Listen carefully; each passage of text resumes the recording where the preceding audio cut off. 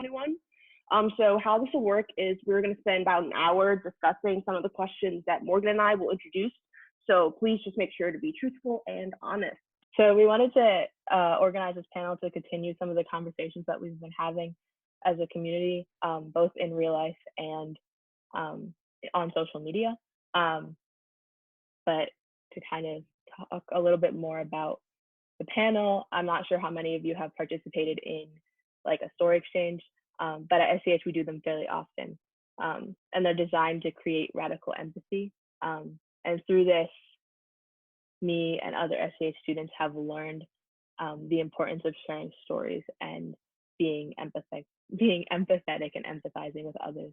And there's so much learning that can happen in these settings, which is why we've organized this and brought you guys here today.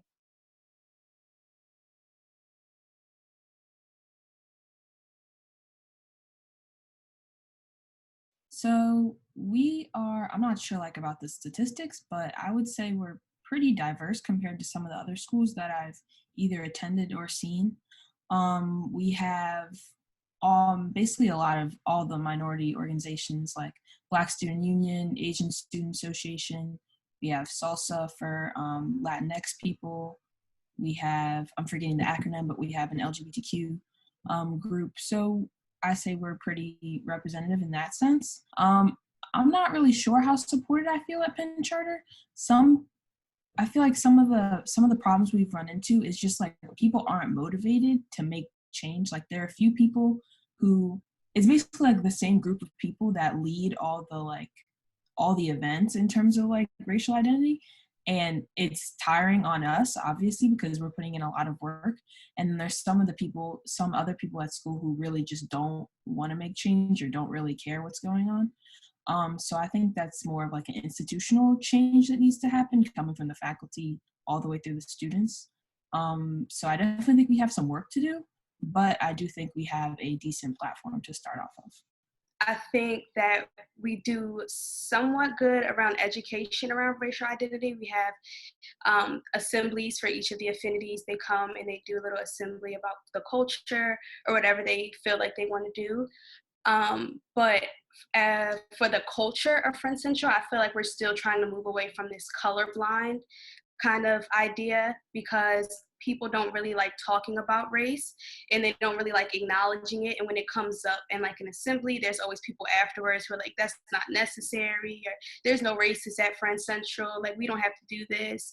So I think that it's something, we just got a new director of equity and inclusion at our school. So I hope that we're moving forward with it, but it's still kind of a process that we need to acknowledge more at Friend Central. I can say that we really don't have a lot of diversity. I'm one of the 4 out of Black girls in my grade alone, and in total we have like 500 girls, and there's about like maybe 20 Black people in all of our school. We really don't talk about race that often. It'll happen like an incident will happen and then we'll address it, but we really don't talk about it. And it only started to change this year because we just got our first Black teacher, and she is the head of diversity.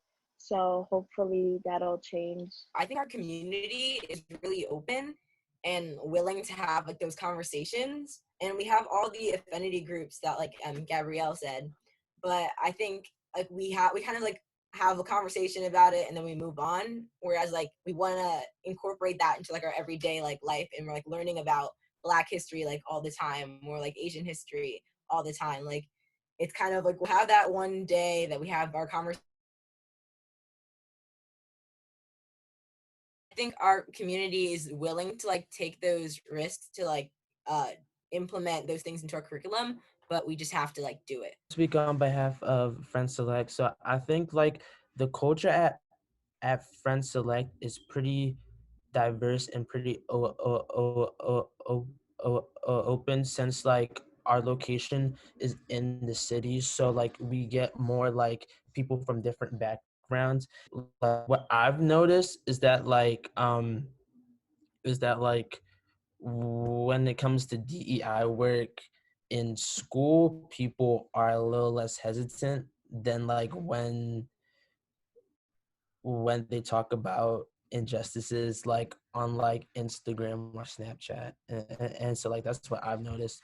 But like overall, I think Friends like is pretty inclusive. I would say that there's a interesting culture of racial identity at our school because there's like a good portion of people who really go out of their way to, you know, make sure people feel included or, you know, take the steps to learn about other racial identities. But I think there's also a pretty substantial amount of people at our school who don't care at all and don't care to learn, which is like a problem we often run into whenever we do these kinds of diversity related events where we have like groups of people who kind of shut down the whole conversation or, you know, talk about it later in the lunchroom or something, like, oh, like they're just yelling at us, like can't wait to get yelled at for 30 minutes. So I think that there's a very interesting divide that most people kind of fall on one side or the other. There's not really a lot of like middle ground people, in my opinion anyway.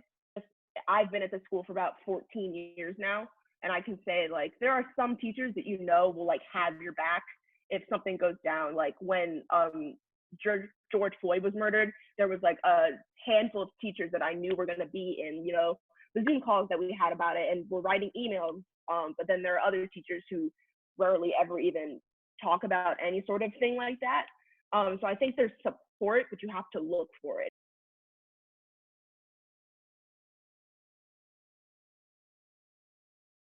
I've been obviously following them, especially the Black Mainline Speaks one, because that's the main one that Penn Charter is on.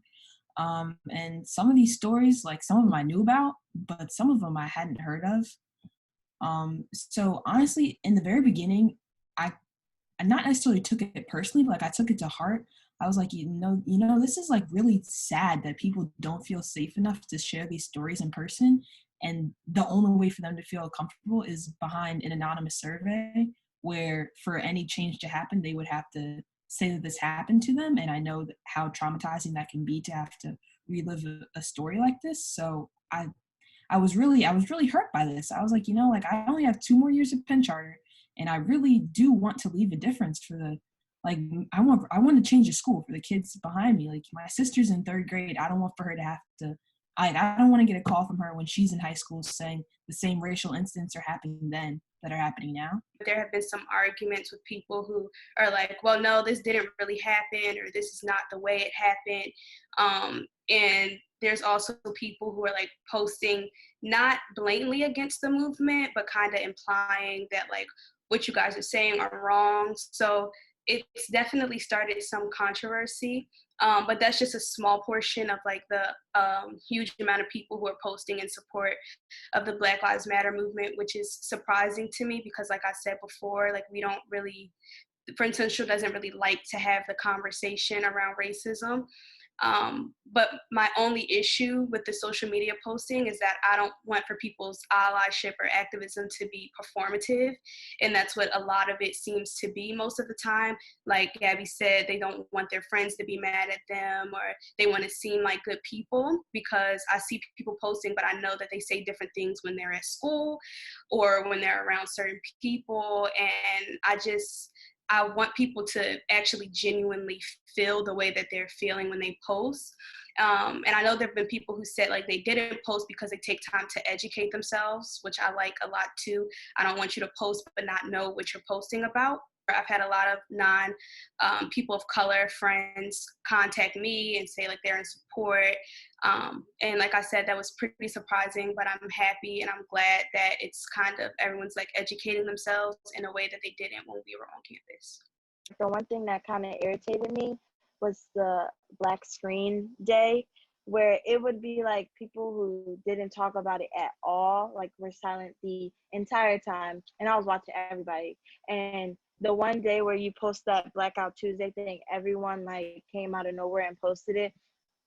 Even girls who have like said nothing at all and they only posted that one thing and were like, oh, we're in this together. It kind of felt like useless because like how are you silent during this whole entire thing, but you can post a black screen, which basically shows nothing. Yeah, I agree. I feel like people were there like when it was like trendy, and then they just kind of like, okay, back to regular day bikini pics. And it was kind, and then they would put in the comments like Breonna Taylor, and it was just it was offensive. It's like you can't post a bikini pic and then put a Black woman's name in your caption. Like, that's not cute, and it's offensive to her life, and like that just hurt my feelings. And then I think for the Black Mainline Speaks, like it was like disheartening to see that like some of the people would go to their school and say their story and their school would do nothing about it. And it's I just being in a space where your voice, like even when you speak out against the actions against you, people still don't believe you. That's just awful.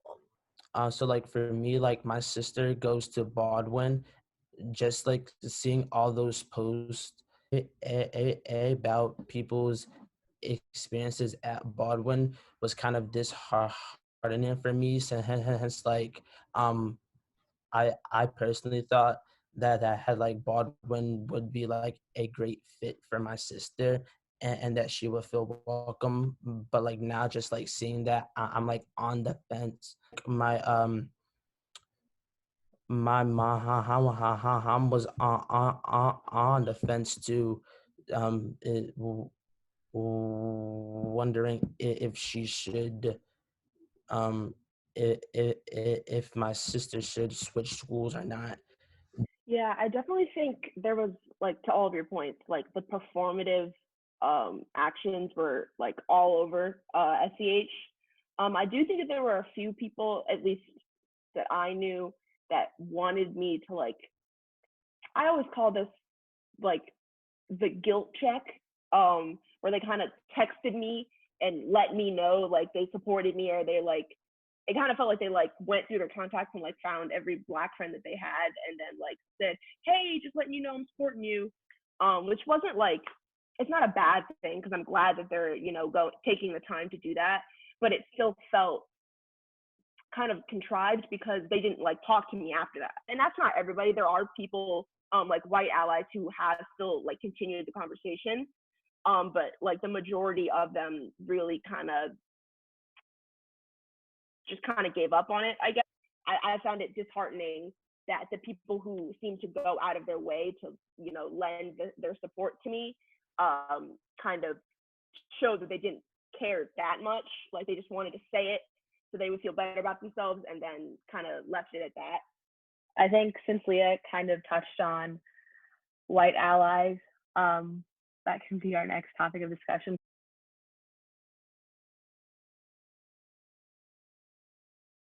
From my white ally friends, I'd rather they not talk over Black people, because I've found that sometimes that can happen, that they say some things that they think they know, but they don't know too much, so they're just talking over us. Like, I'd rather they listen and hear what we have to say and then let us speak for ourselves, because I really don't like when white people want to act like the saviors and speak for Black people. Teachers seem to think that like it's such a scary thing, like especially with my school, like since there's a majority of white students and the white teachers don't want to approach the white students about race, they just don't do it at all, and that's when incidents happen. So the teachers definitely need to be taught how to talk about race, but just don't make it an awkward topic, because it shouldn't. Yeah, I feel like in these times, I do feel like being a white ally can be difficult, because I feel like there you don't want to do too little, but you don't want to do too much to overtalk. So there is a perfect zone, there's a perfect middle zone.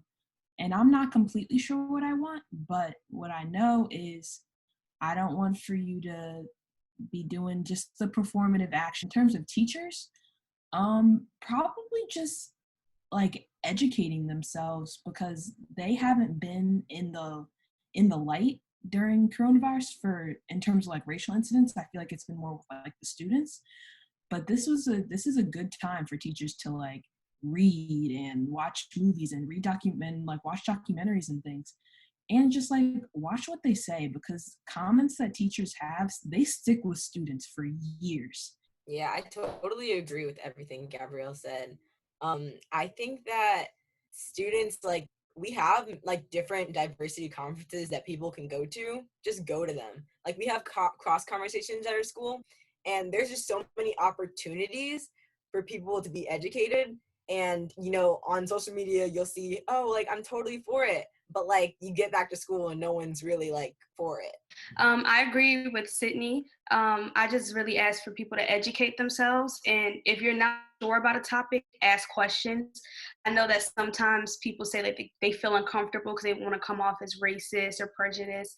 And I feel like if you ask the question and let me like tell you the right language to use around that, or how to not sound racist in the future, I would like it more than if you just like stayed ignorant towards it. And then also, if like I call you out on something, don't get defensive about it. Just take what I'm saying and like trust me that I know what I'm talking about, being a person of color at a PWI. Yeah. Questions are great, but at the same time, like, there's Google. Like, I'm not supposed to be, like, I'm a 15-year-old high school student. I'm not supposed to be the expert on Black culture or all Black people. So what I want in a white ally is that, like, they gotta be ride or die. Like, you can't be like half and half. Like, just like, don't talk about this, but talk about this. Like, you just gotta be like, you gotta give the full 110%. And for the teachers, I think just having more of those uncomfortable conversations in the classroom. I think that my biggest thing for both like white allies, like students, and then also teachers and faculty, is to like not immediately be defensive if somebody, specifically a person of color, calls you out on saying something. Regardless of whether or not you think that it's racist or not, it kind of doesn't. I mean, this is blunt, but it doesn't matter if you think it's racist, because if someone was offended, then that means that you messed up.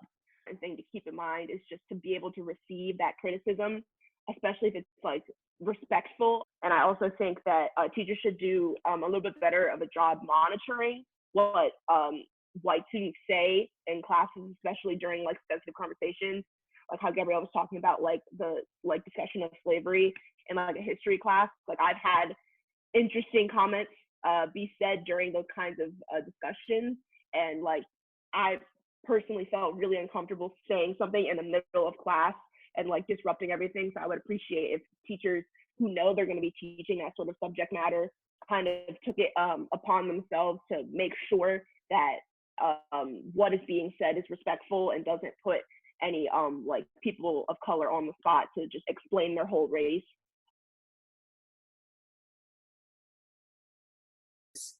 People always want to say that it wasn't their intention. And like I said, it may not have been your intention, but it's very impactful, and your words are impactful because these stereotypes have been around for so long. And, people were trying to be a progressive society. So like, if you really care, like try and make yourself a part of the progression and just educate yourself. The word that I use to go along with microaggressions is macroaggressions, because like a bunch of like microaggressions can become a macro aggression. And for some people, when they hear a microaggression, I know for me, I usually like brush it off, but like but mm, like if you constantly keep on getting those microaggressions, then they're going to become something bigger than a microaggression. Yeah, I think a big thing about microaggressions in my experience is like, I think a lot of people don't realize like the mental toll that they can take on you, especially like how Chris was saying, like if they continually build up. Like for pretty much most of my life, like I got a lot of comments about my hair, mostly because I changed my hair so often. But since I, am not white and I went to school with mostly white people, anytime my hair looked different than theirs, they had to comment on it. They touched it, they pulled it, they braided it, they yanked it, like the whole 9 yards. Like I think a lot of people didn't realize like that like messes with your self-image and your self-confidence if people are constantly pointing out things about how you look, even if they're not saying it looks bad, just constantly commenting on someone's, appearance or you know, the way they talk or the way they dress or, you know, the type of things that they have, it'll make you feel really self-conscious. And if you're already going to a PWI, like you already feel kind of self-conscious. So I think it's really important to remember that, like you were saying, like, even though that wasn't what you meant to say, you have to understand, like, that comment could, like, really hurt somebody in a way that you maybe didn't expect. Like, maybe, you know, it's like that one comment that will, like, make them really have a moment, you know? Be receptive to apologize and take back whatever you said, even if you didn't mean it, because those types of things really do hurt. That's something that I've been working on, trying to like figure out how to nicely correct my friends when they say things that are not okay, while also trying to keep the relationship intact. So that's something that I've personally been working on in terms of microaggressions. It's like, you don't know, that might be the language that they've heard growing up their entire life. That doesn't make it right at all. But if that's what their parents and grandparents have been saying, like, it's no surprise that those are the sayings that they're going around spewing to their friends. So I definitely think that once we get in the habit of calling people out in a way where non-POC don't take it aggressively or like we're personally attacking them. That's the thing, like, we're not personally attacking you as a person, we're just attacking the thing that you said. So once we can like separate those two and we can just get in the norm of doing that, I think that we can make some real progress. Yeah, and I would say I think it's really just important to have the conversations, because maybe sometimes people don't know where to start in educating themselves. And I think in the schools, if we're having the conversations about hair, then people will like just understand from like the jump. Because I know, like, being in a PWI for a while now, I just feel like just no one not being able to say, don't touch my hair, just like not knowing, like, I had that voice, and just like everyone like just coming up to me, like, and like having no like Black teachers to say like, hey, this is why you shouldn't do that. It just like you feel like anything you say doesn't matter. So I think if you just have those conversations like really young, it just helps so many people, and helps so many people have like a positive learning experience, because everyone should be able to feel safe at school. Yeah, I totally agree. I think it's also important to think about like how, yes, like microaggressions are happening on a person to person level, but how much they affect the culture of the school, regardless of who they're fed to. Like, for example, like Leah saying that people made comments on her hair, and like sharing that with me or sharing that with any other people of color that attend our school, that leaves an impression on me and like reflects on how I see the rest of the student body. I think it's really important, like you all said, to call out microaggressions, because we want to keep the culture. We want to allow Black students and students of color to feel comfortable in their own skin and feel comfortable with who they are. And if we're just letting microaggressions slide, that's not going to be able to happen. Thank you guys all so much for participating. Thank you so much for being honest and like sharing your time with us. So I'm going to say bye, because I don't know when this is going to end. But thank you all again so much.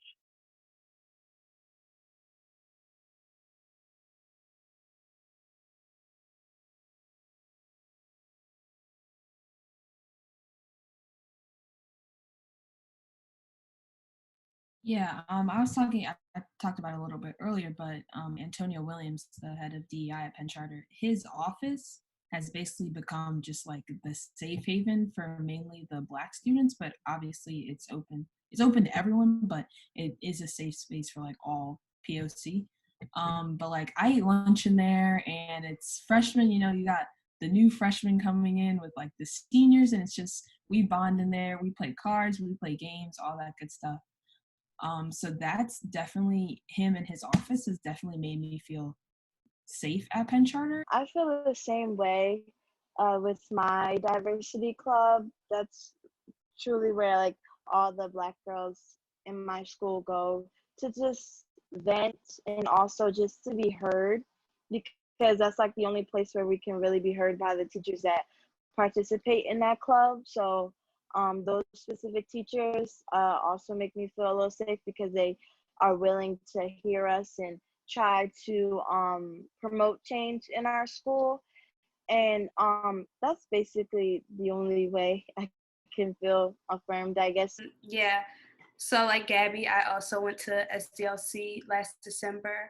I went to the Penn Charter Conference. I helped lead our own conference when I was a freshman. So those things and like meeting other Black people from other schools to talk about our experiences, that makes me feel very affirmed, like outside of my community. But at Friends Central, a lot of the time, well, basically all the time, all the Black kids hang out. Like we all eat in one section in the lunchroom, which is a good thing and a bad thing. But when we're like all getting along and stuff, that feels good because it just knows that you have people that have your back and who will speak up for you if racial injustices happen on campus. I'm president of the BSF at my school, so when we do like our club fair and seeing everyone like sign up and have fun in that club just to like get away kind of from all of the commotion that happens. There are some Black faculty who are leaving this year, but when they were there, they made us feel really comfortable. We always could come into their offices whenever. So I think there's a lot of ways where I feel affirmed on campus as just like a getaway. And yeah. For me, like I have two safe havens at Friends Select. My first one's BSU, and so like in like the upper school we have like I would say like about five um like um like five teachers who are faculty at advisors for that club. And so just like seeing them in the hallway, just like just like checking on the Black students really makes me feel like safe. I think that things that make me feel affirmed at AFS are like just like the BSU and like the diversity group that we have. I think it's important for me to be around like-minded people like who have like the same intent and want to like better the community. I think I feel the most affirmed at SCH when I mean, obviously like safe spaces where like it's, like a Black affinity group or something like that, where we have like space to talk. But I think I also feel really affirmed when teachers speak pretty candidly about race and like, maybe some issues that the school already has. Like we had a pretty large virtual meeting, like all school wide, about like the BLM protests and things like that. We had a couple actually, and it made me feel better to hear these teachers, especially the ones that I particularly like, just being so outspoken in their support, and then talking about the ways that they've been promoting activism in their communities and like teaching their own kids about like what to do. So I always find that really, really comforting to hear teachers just be okay with talking about it. Like it's not such a taboo subject, because that makes me feel more comfortable opening up about my own racial experiences, as long as they aren't, going a little bit too far and like putting words in my mouth, things like that. I think that's probably when I feel the most affirmed.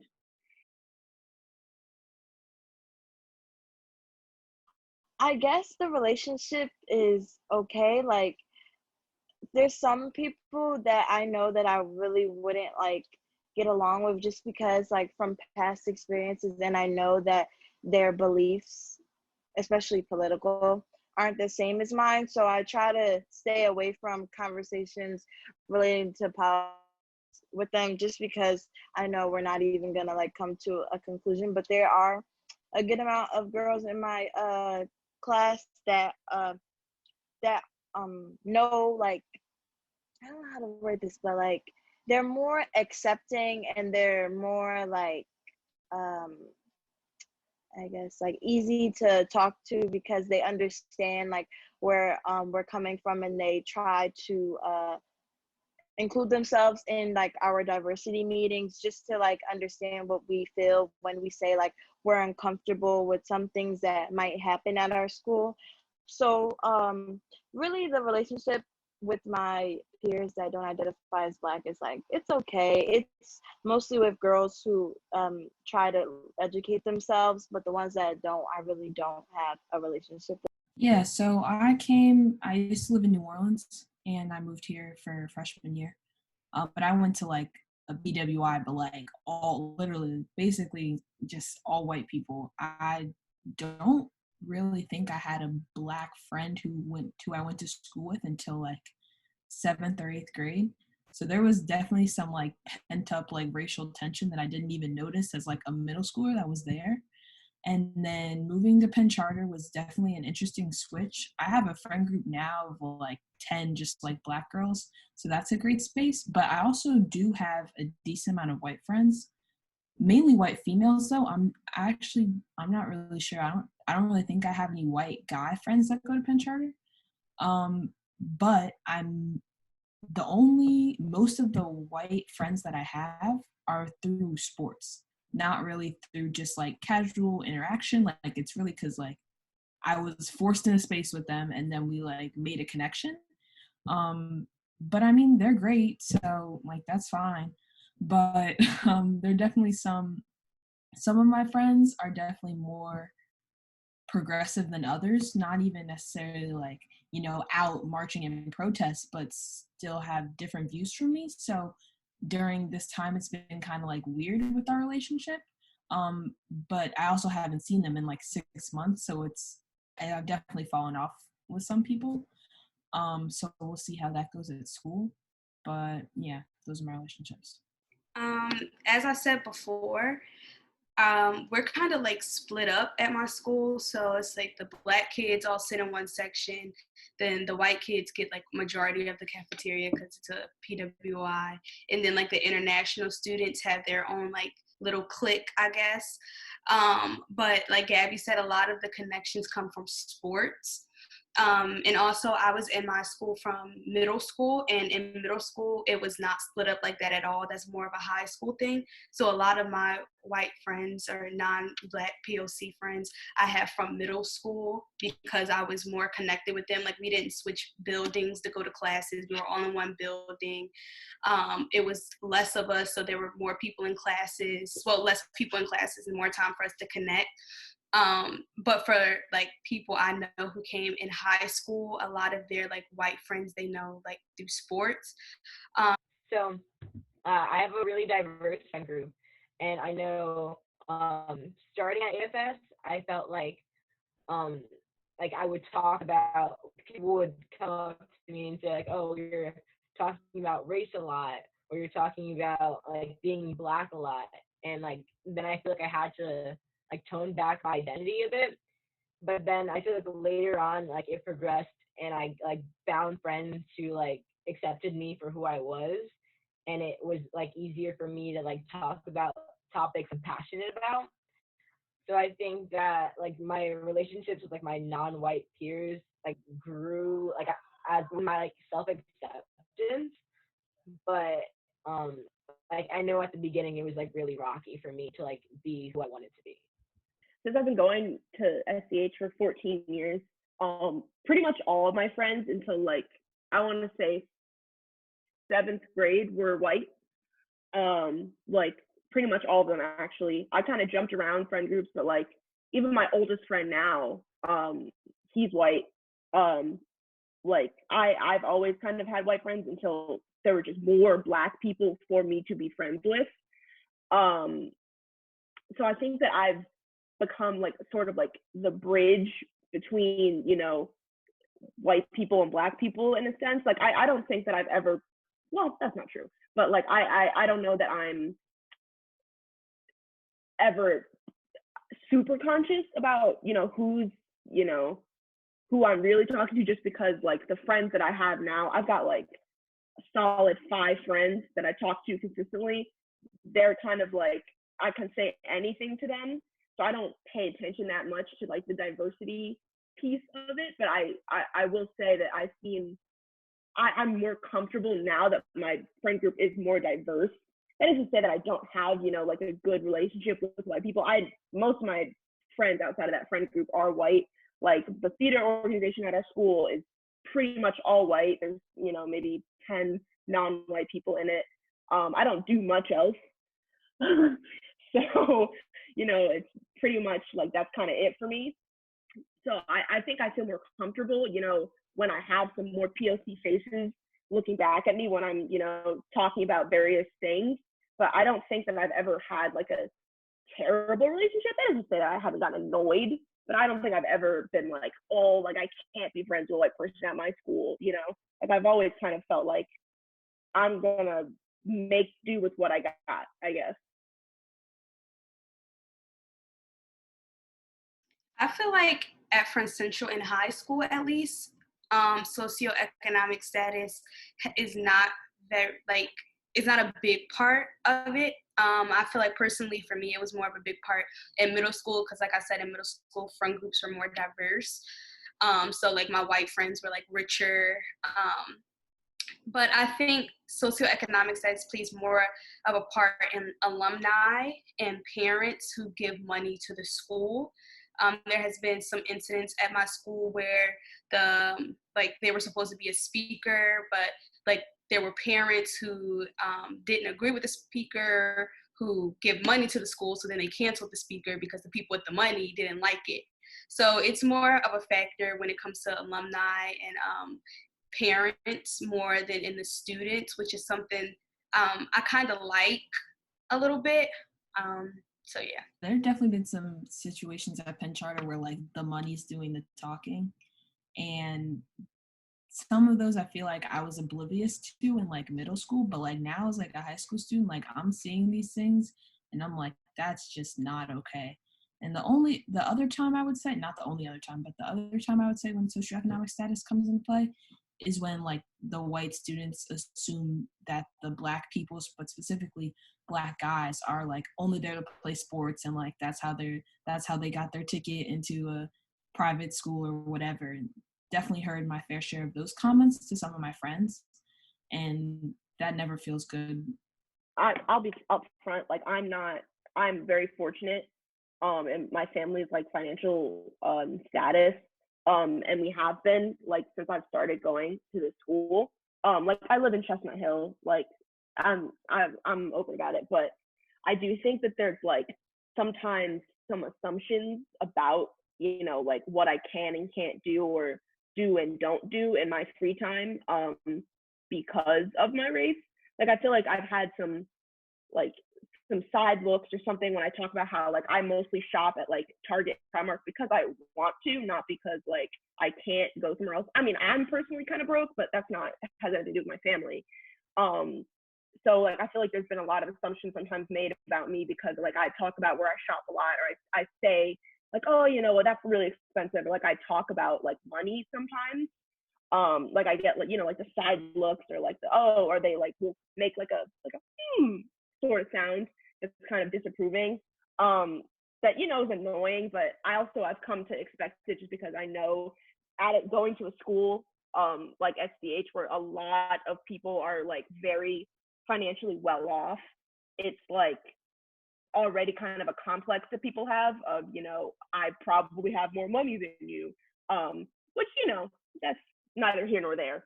So I've come to expect it, but I do think that like a lot of other people who maybe haven't been at the school as long immediately get profiled as having like less money because of their race.